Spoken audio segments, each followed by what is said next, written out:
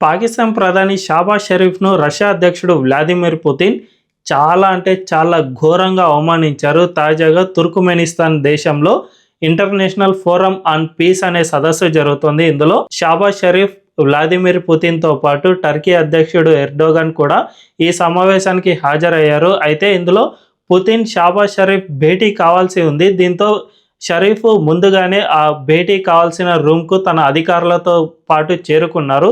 దాదాపు 40 మినిట్స్ వరకు వెయిట్ చేశారు. ఎంతకు రాకపోవడంతో ఆయన అక్కడే అసహనానికి గురయ్యాడు. ఆ తర్వాత పుతిన్ అప్పటికే ఎర్డోగాన్తో భేటీ అయ్యాడని, ఈ భేటీ చాలాసేపటి నుంచి కొనసాగుతోంది అని తెలుసుకున్న తర్వాత మరింత అసహనానికి గురయ్యాడు. దీంతో ఆ రూమ్లో నుంచి లేచి బయటికి వచ్చి డోర్లను చాలా వేగంగా ఇలా దొబ్బుతూ ఆయన అసహనంతో బయటికి వచ్చేశాడు. ఆ తర్వాత పుతిన్, ఎర్డోగాన్ ఏ రూమ్లో అయితే భేటీ అయ్యారో ఆ రూమ్లోకి ఆయన వెళ్ళిపోయాడు. దీన్ని బట్టి చూసుకుంటే షాబాజ్ షరీఫ్ను పుతిన్ ఎంత ఘోరంగా అవమానించాడో అర్థం చేసుకోవచ్చు. రీసెంట్గానే పుతిన్ మన దేశానికి వచ్చిన సమయంలో ఉగ్రవాదం విషయంలో భారత్కు ఫుల్ సపోర్ట్ ఉంటుంది అని ప్రకటన చేశారు.